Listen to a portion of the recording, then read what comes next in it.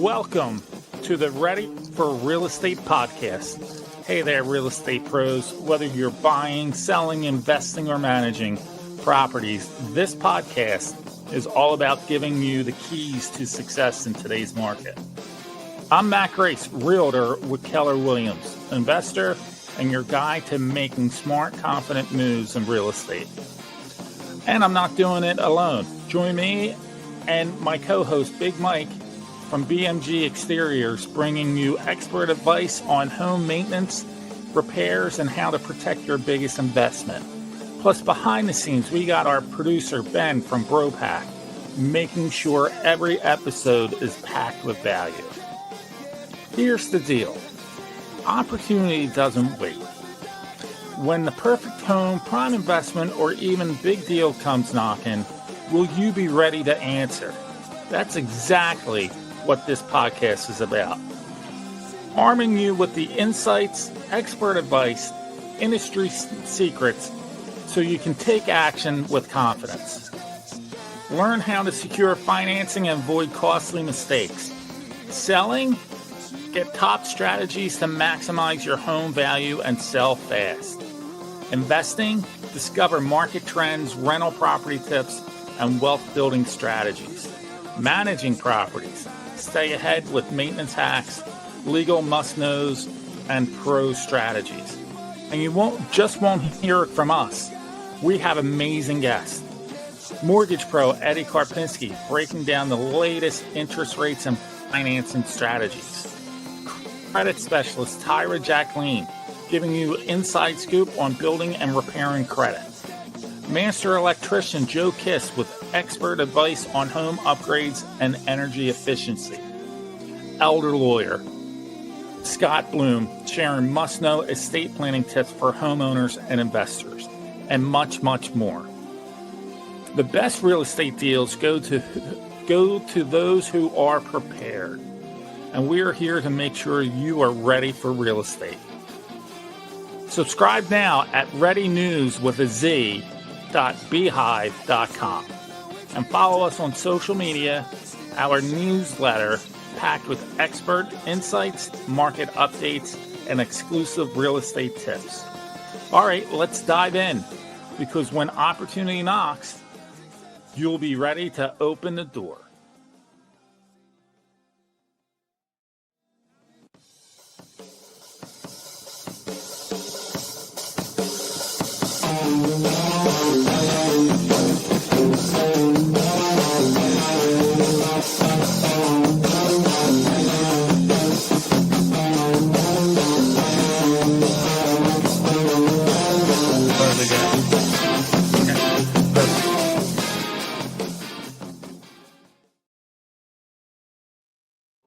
Hey, hello, everyone. It's Matt Grace with Ready for Real Estate.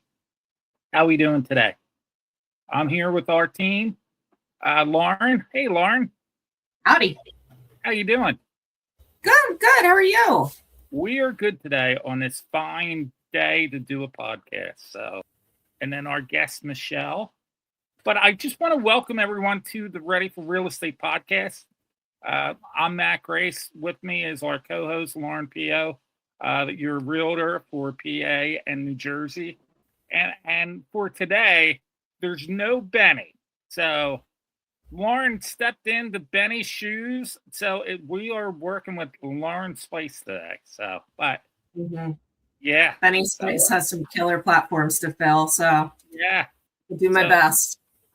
So today is all about getting ready. The true meaning of our podcast and just being organized and lessen the stress of everything, the daunting task of where to start at and what to do and what stays and what goes. And it overall, that whole focus kind of fills up your head pretty quick. And so Lauren works with Michelle from Michelle's Moving Consultations and Organizers, and she took time away today to sit down with us and have the interview of what we need to do to be ready for real estate in an organized way. Good day, Michelle. How you doing? I'm doing great. Thanks for having me come on and talk about organizing and getting ready to sell your home. Yes. So Lauren, as the realtor, she can walk you up to the first couple steps, the timeline math of listing your home. Definitely, yeah. And it's one of the things we wanted to talk about this early in the season is we're getting ready for the spring market that should kick off in March or April typically, but it takes some work to get your house listed. So we wanted to bring Michelle in so we can start the conversation early. So it's the holiday season. We're already touching everything. We're already cleaning. We're already purging. We're already giving away. So we wanted to welcome Michelle and talk about how we can get ready to list your home while we're still doing it. So we're not scrambling come February, come March, and we can get a head start and you can kind of take your time. So by the time I come to put the sign in the lawn, your garage is already taken care of. Your kitchen's already cleaned up. You're already ready to go to hit the market. So Michelle, fill us in. How do you get into being an organizer?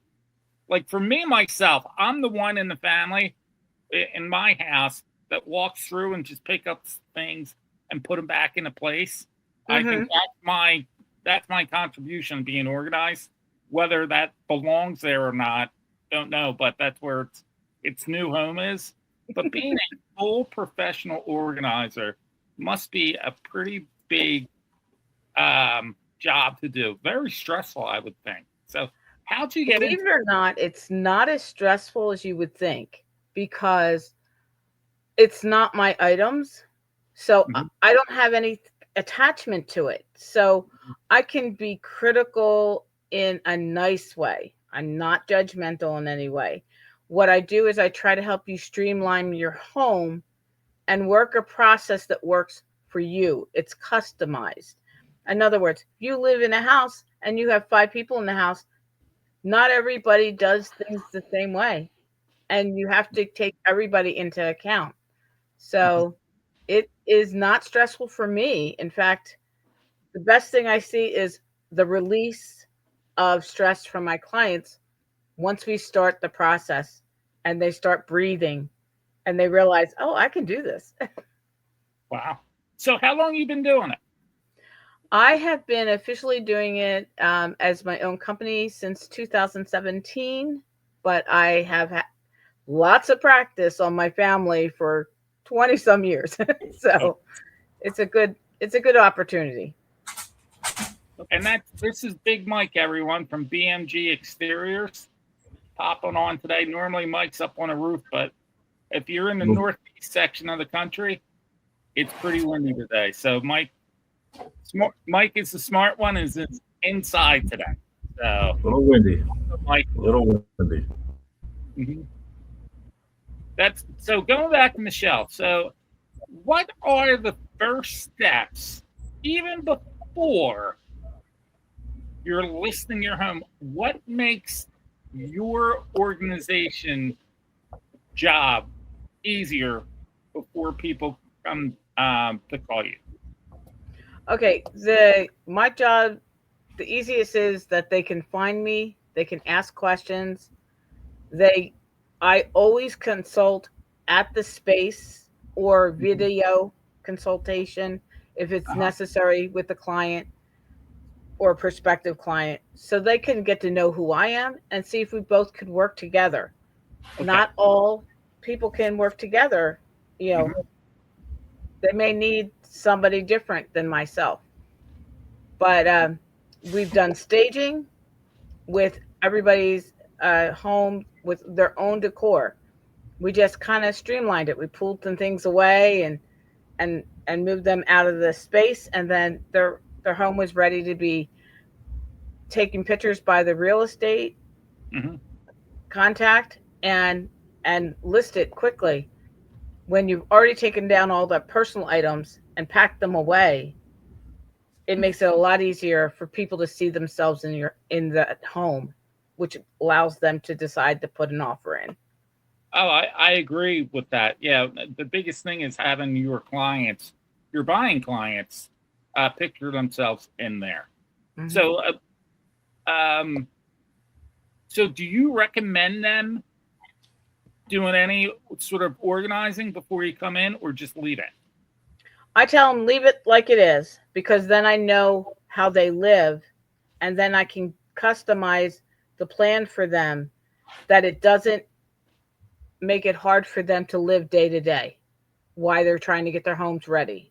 Okay. While they're going through that process of decluttering and depersonalizing, the family pictures come off the wall and things like that. Yeah. So we're gonna slide into Lauren's space now.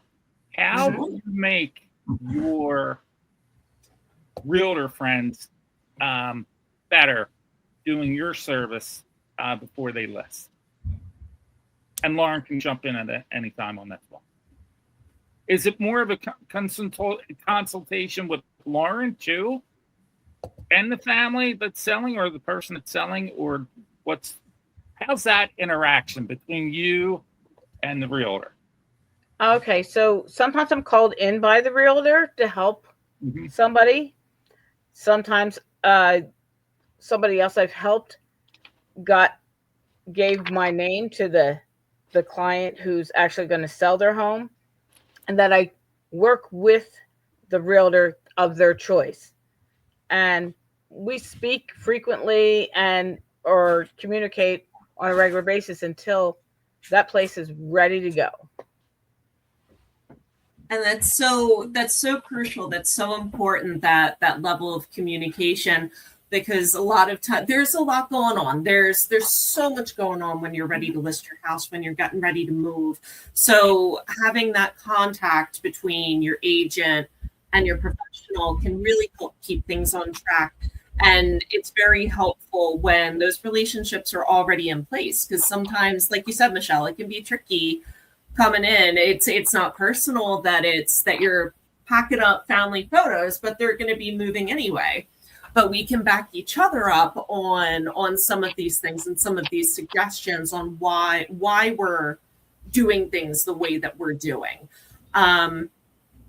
So I wanted to touch on what we're actually doing with this stuff that's in a client's house. So Michelle, when you come in and take a look at that home, it's selfishly, I'm coming from the real estate perspective.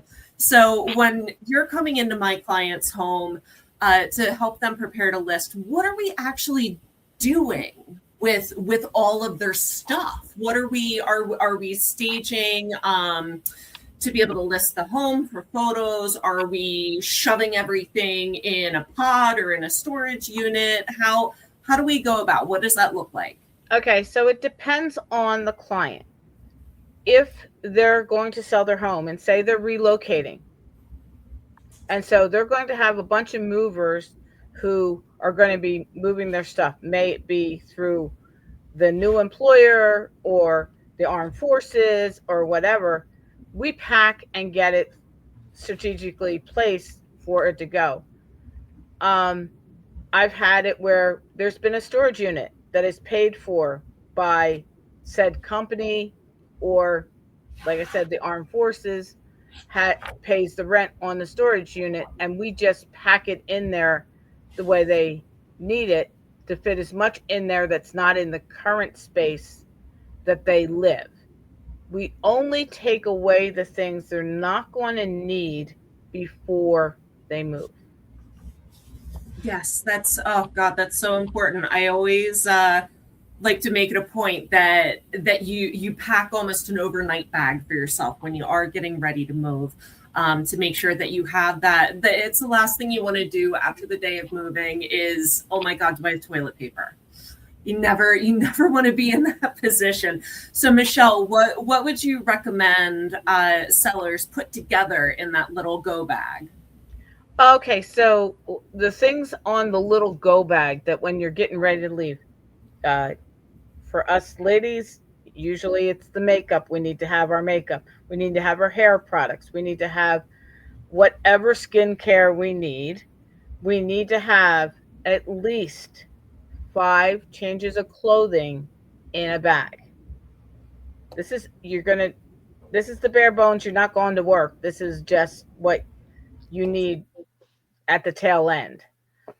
The other thing I tell people too is you can use your suitcases as your storage of things once you're ready to go. But when you have the staging set up, there's supposed to be clothes in the closet. There's supposed to be things in the dresser. We're not saying you live out of a bag. We're just saying when it's 2 days before the movers come, you better only have that bag left to exit with. So I tell people, shop your refrigerator, eat your food in the freezer, pull the freezer stuff out, shop all your pantry items, because there's a lot of things that movers can't take based on DOT regulations. They can't take liquids. They can't take oils. So they can't take like your olive oil and maybe your cleaning fluids that you use in your house to keep your house clean on a regular basis. All of those things cannot transport in a moving truck. Propane tanks, no. Anything gas powered, the gasoline has to be emptied out of the lawnmower or whatever. All of these things nobody knows about, but it's all in the fine print in your moving contract that nobody reads. And those are things you can always leave behind too. So you can always leave behind that half a bottle of Windex for the new buyers, for anyone who's going to be coming in afterwards.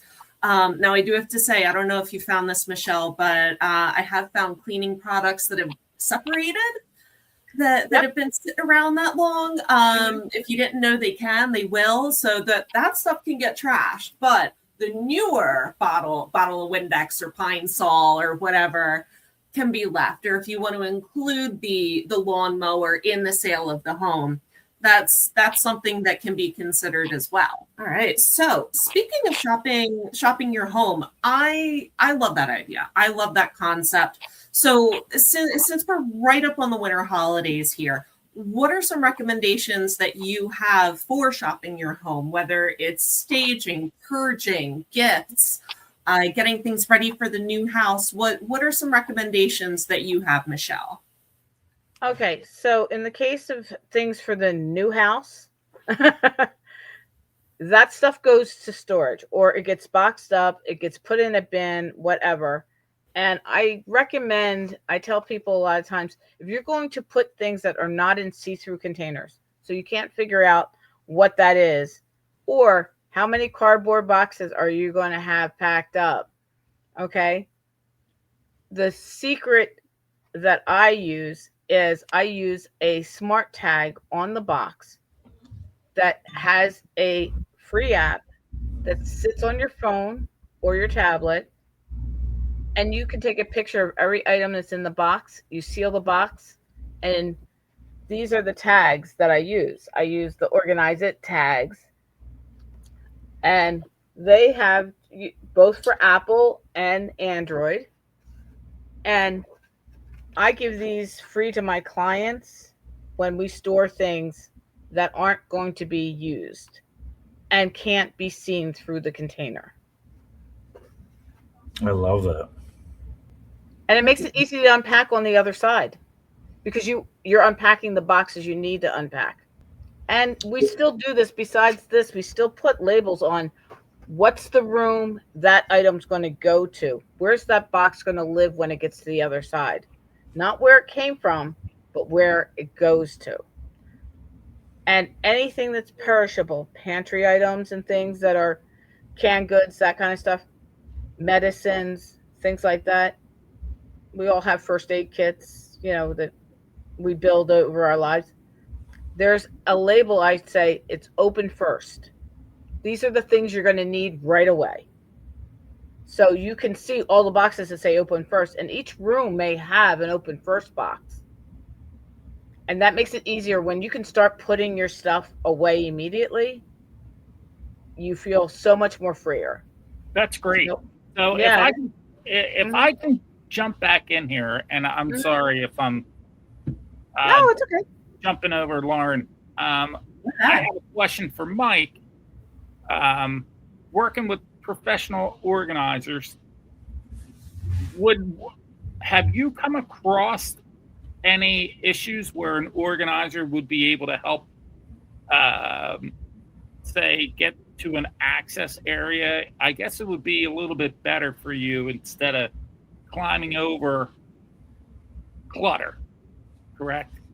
Yeah, for sure. Yeah, than that. So, do you have any stories about the difference between an easier access to a leak or an issue than one in a hoarding type of situation, or a situation where it was just physically impossible to get to? When we install windows, yes. We actually just had a job we done in a shore town, and they were hoarders in their upstairs space, and I think Michelle there would have helped my guys a lot because it was a sight to see, for no doubt. But we're mostly on the outside. We're on the roofs and the walls and the siding, so we just look in the windows and see all the hoarding stuff. Yeah. So do you have to? I would think it's a liability of workman's comp if someone trips over something that has not been organized, to really keep an eye out for your guys that they're getting hurt on the job site. So it's probably. We do come across it in like their backyards per se. Yeah. We have just a lot of junk and clutter or dilapidated sheds and whatnot that we have to deal with on that end, probably more than the inside. So yeah, you're right on that. Yep. So there's times you have to get the basements cleared out for people to have the utilities come in and do work in the home. I've been asked to do that a lot, where we can't get through the basement to do what we need to do. And there's a broken pipe for the bathroom upstairs that we're not using that bathroom because the pipes broke. But I don't want to get rid of anything. I don't want anybody down here. And I'm like, that's where the hoarders come in. They're very protective of their things. So you're psychologically having to work really hard with them to make Mike's or other contractors' jobs easier. Yeah, right, for sure.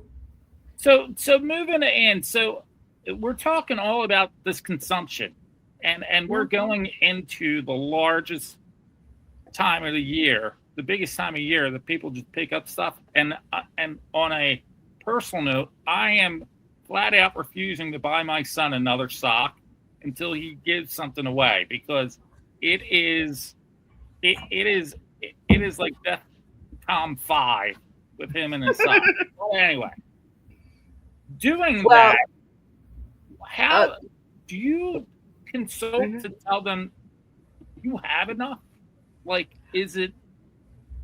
where do you stop the bleeding at? Well, I work mainly with collectors, not hoarders. Collectors are ready to get rid of things when the collection becomes too big. Usually. Depends on what it is. We go over a conversation. My viewpoint is, if something is so valuable to you, being in a box and you living amongst boxes does not help you. It must be on display, or it must be stored appropriately so that you are safe and that you're not going over the amount of space that you have allotted for that collection. Because what happens is people hide things away. They shove it under the closets. They put it anywhere. They won't let somebody in a room. They'll just barricade everything in that one room. They'll just keep putting things and putting things and putting things and putting things. And before you know it, you can't get the door open in the room. Yeah. So My rule is 1 in, 2 out. Was that So define that one to a sock please? in, 2 socks out. I'll use, right? No.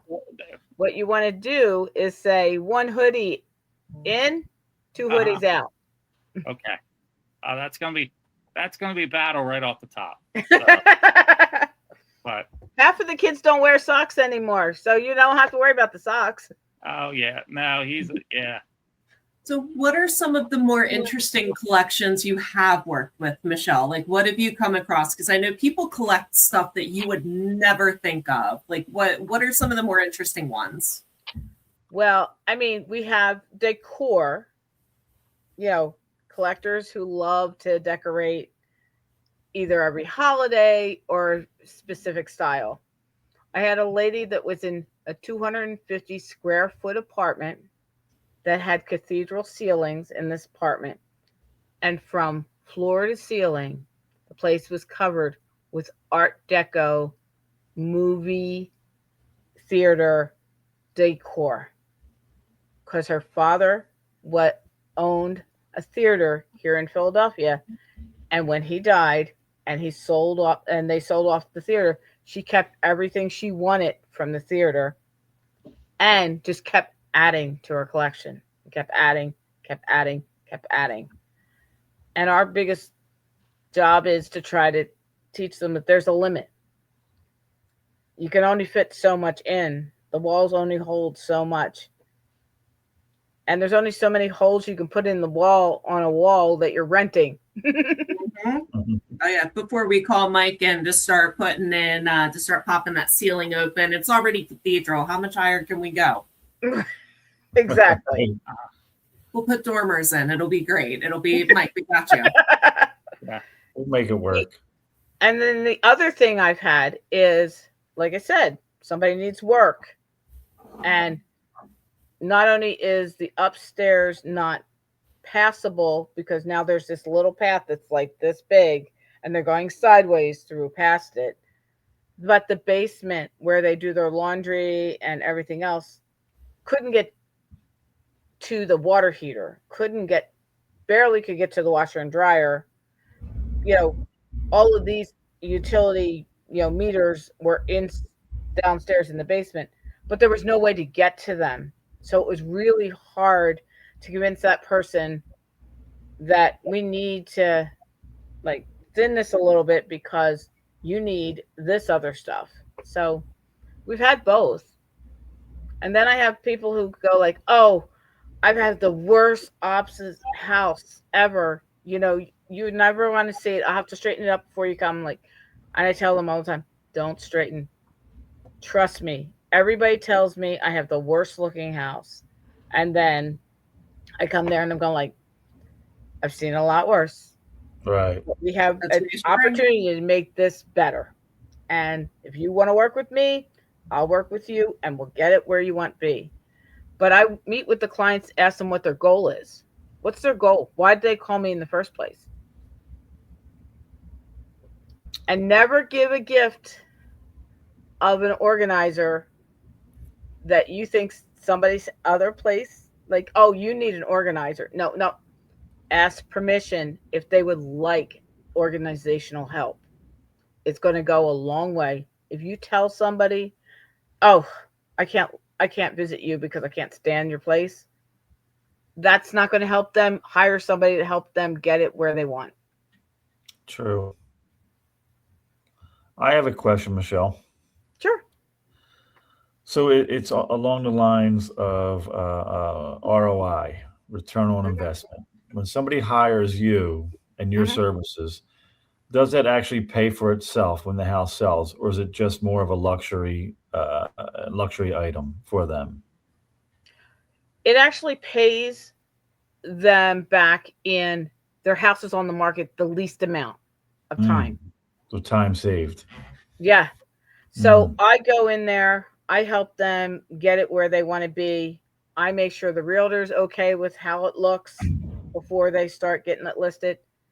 The last 2 homes that we've done with 2 different sets of realtors have sold within a month after they've had their picture staged.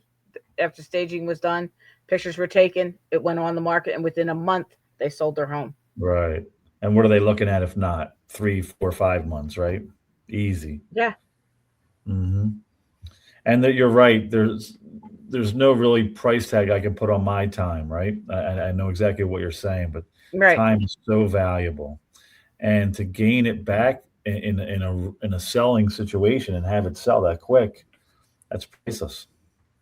Yeah. When you get your offer and it's higher than what you were asking, because there's one or Mhm. two people that were interested in the property, and you select whoever you select because that's your right as the owner of the property. Then what happens is closing.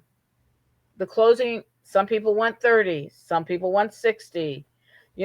That's where I can't control that, but I can control you getting a buyer really fast Yeah, yeah.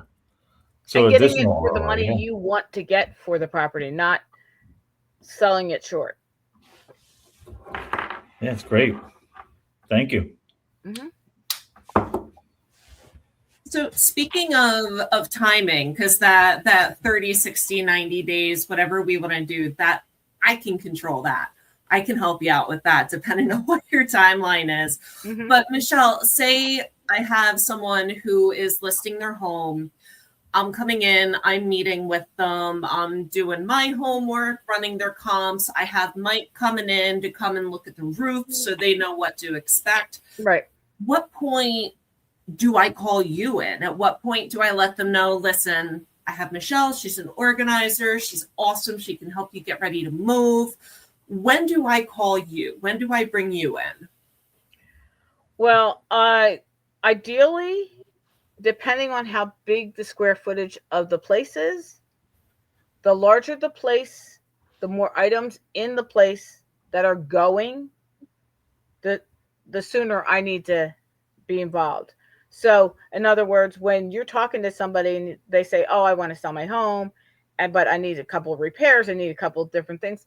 So you coordinate with all of us. You reach out to Big Mike, you reach out to me, and then you go like, "Look, I want you to meet this client and see what they think they would like to use you or not, and then decide what's the timeline that works for them." They could have kids in school. That means their day-to-day life is hectic enough. They don't need me coming in and putting another thing on them. But if they're planning on listing their house within 90 days, you have to give your organizer at least a month to wrangle your stuff. So Because looking at this, that's sentimental stuff, that's paperwork, that's everything. so looking at the spring market, Mm-hmm. that puts us in March. That's 90 days out. So we should be expecting to give you a ring probably the end of January-ish. The latest. Sounds like. The latest, the end, because we need time to meet with them, find out what the lay of the land is, what's going, what's staying, that kind of thing. And then coordinating with them if they're having junk haulers take things away, opposed to the stuff that's going with the movers. We sort it with them. We're like, okay, these are the items in this room. And then on moving day, or a couple weeks before moving day, when we're getting the junk haulers to come, we're going to tell them, okay, you need to take this out of here, this out of here, this out of here. I save my clients money by them not having to deal with everybody. I can come in, I already know what they want gone. They already gave me a laundry list that keeps getting added every day. And then I say to the junk haulers, okay, come with me here. This is what's got to go. So, and most of the time we do donations. If people want to donate to a certain charity or something, we move those donation items out the moment they decide they're ready to donate something. I take it out of the house. It's gone. You don't see it. You don't go back. You don't change your mind. It's all done. It's gone. It's gone. We do electronic recycling. We do donation coordination. We help the people lift it. A lot of people here in Philadelphia don't have cars anymore. So how are they going to get it to someplace if someplace is not coming to pick it up? That's what we do. You set all that up. Mm-hmm. What's a good contact number for you? For me, Yes.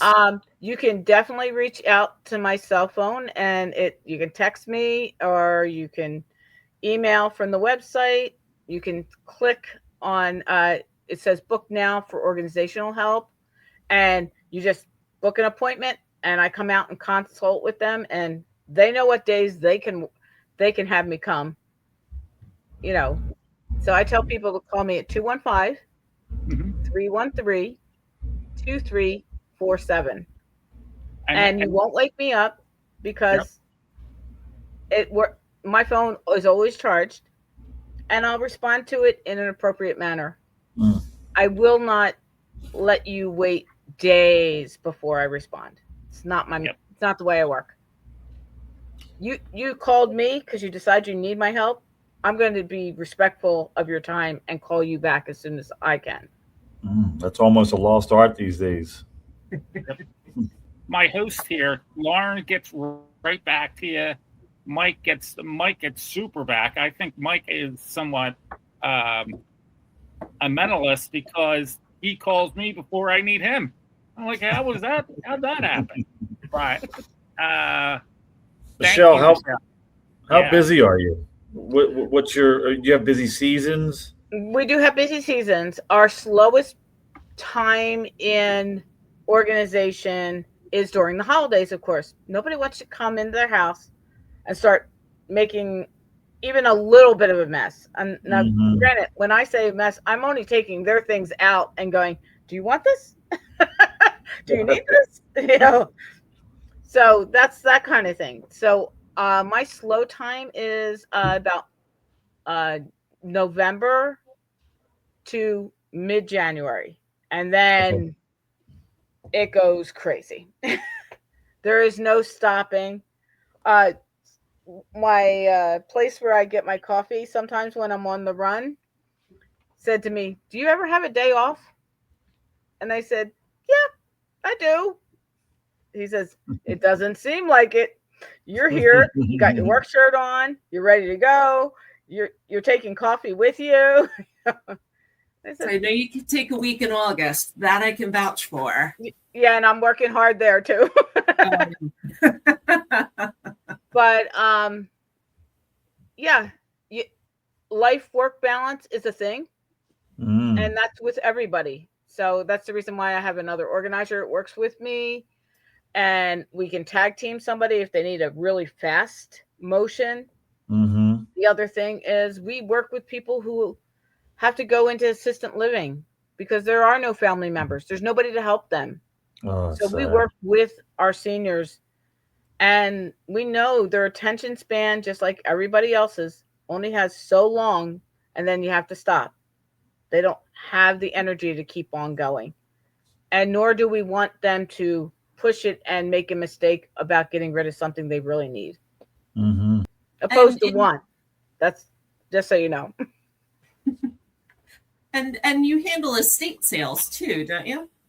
We do estate sales. We call them pre-estate sales. And love it. Or, when nobody's died yet, but they're acting like they might be going next week. So this is where they do a hardcore look at their items. Go, whew. A lot of people have heard the term Swedish death cleaning. Yes. Okay. That's exactly what I'm thinking of. Now, understand the clutter that we have in the United States does not exist in other countries like it does here. They all have very finite areas. They've learned they only can keep what they keep. And then when something breaks, they go and they re-buy something. They don't have a back stock. They go to the grocery store every day or the market or wherever. Right. They don't store a lot. Us here in the United States, we store everything. You should see my shop. Hey, Michelle, I have one more. Sure. Describe to us your typical client. What would that look like?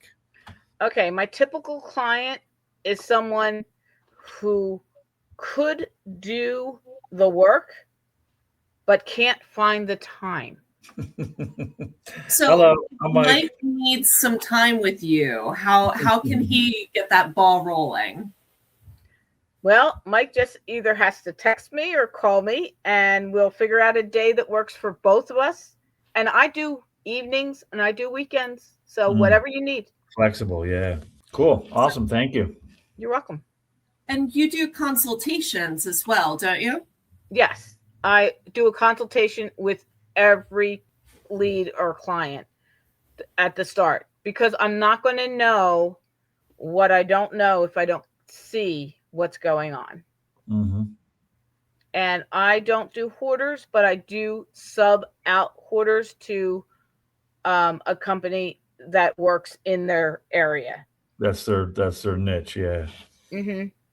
Because you know what? At this time, I'm not going to want to be bitten by anything anymore. Oh God, that implies that it's happened, and I want to ask for the story, and I really want to ask if it's ever happened to Mike too. But I don't know if I want those answers, to be honest. We've been I'm lucky. Yeah. I kind of get out of the way before something comes to bite me, but that doesn't mean you don't move something and all of a sudden something's coming at you. I've had reptiles come near me, rodents, insects. Yeah, I'm sure. Yeah. It's and I found dead things underneath things. And Animals, I hope. Yeah. yes, Raining. I haven't found people, thank God. But Yeah. But this again doesn't help the person who's living in that condition any better.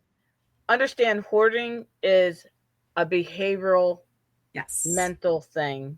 Mm-hmm. There's a reason why they do that hoarding of everything. And I had a client up in Long Island that I did every 6 months would come to his condo, cleaning out trash, cleaning out, opening up mail, finding him thousands of dollars in checks that he hadn't put in the bank, and made them in I had a special envelope. Every time I found money, I'd put it and say, this has to go to the bank.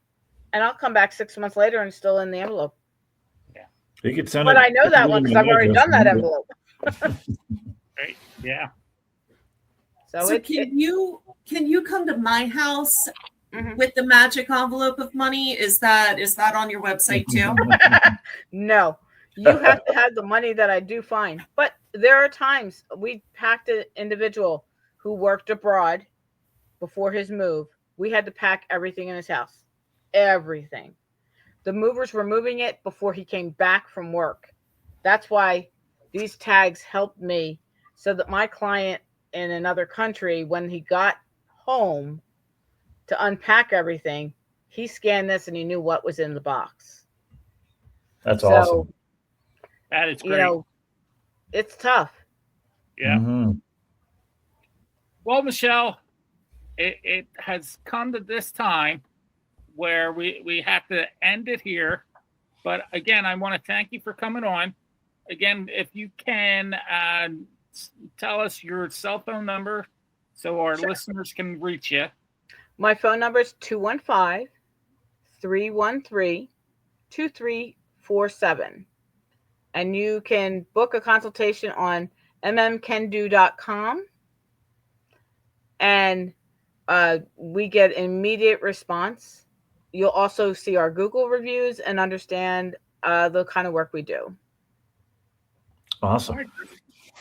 Thank you for having me. Oh, sure. Thanks for coming on. Anything from Mike and Lauren? Anything that you guys are pushing or our audience to know? No, not so much for me. I will, Michelle, I'll be reaching out to you for a handful of cards to keep in my briefcase for customers as we come across them. I love the concept. I never even knew it really existed to the what degree that you were telling me about, and I think it's a phenomenal service. Thank you. You're welcome.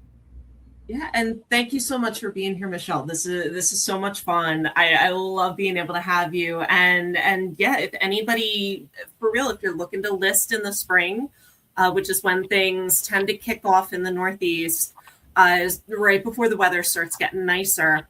Let's start thinking now. Let's start planning now. Call me now. Call me for January. We'll get Mike out there while there's still ice on your roof.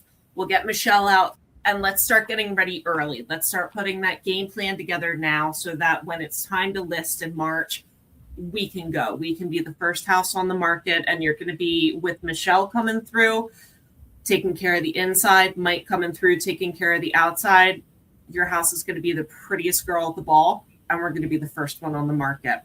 So if we need anything, if that's what your plan is for the new year, let's get on it in the new year. Yep. That's it. Let's get ready. On. Great. Well, thank you again. This has been Ready for Real Estate, Ready to Organize. I'm one of the hosts, and have a great day. Enjoy your holidays. Thank you. Merry Christmas, everybody. Bye. Thanks, guys.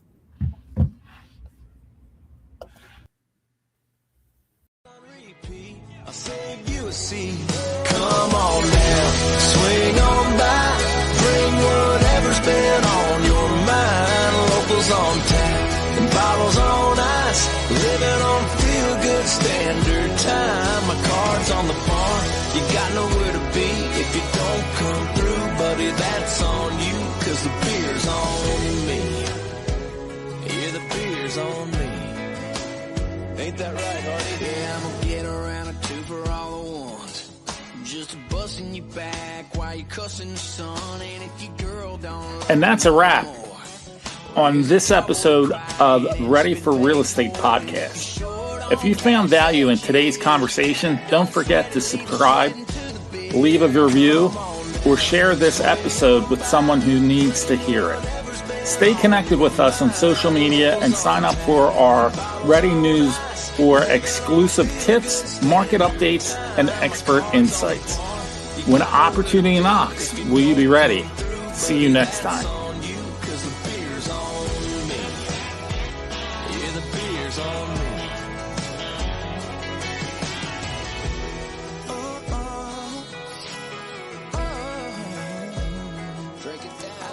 Drinks like my roof on the house. We turning up, got double cup, the sun's going down. With lagers, I'm a boxer, yeah, I need about 12 rounds. And I could be a sponsor.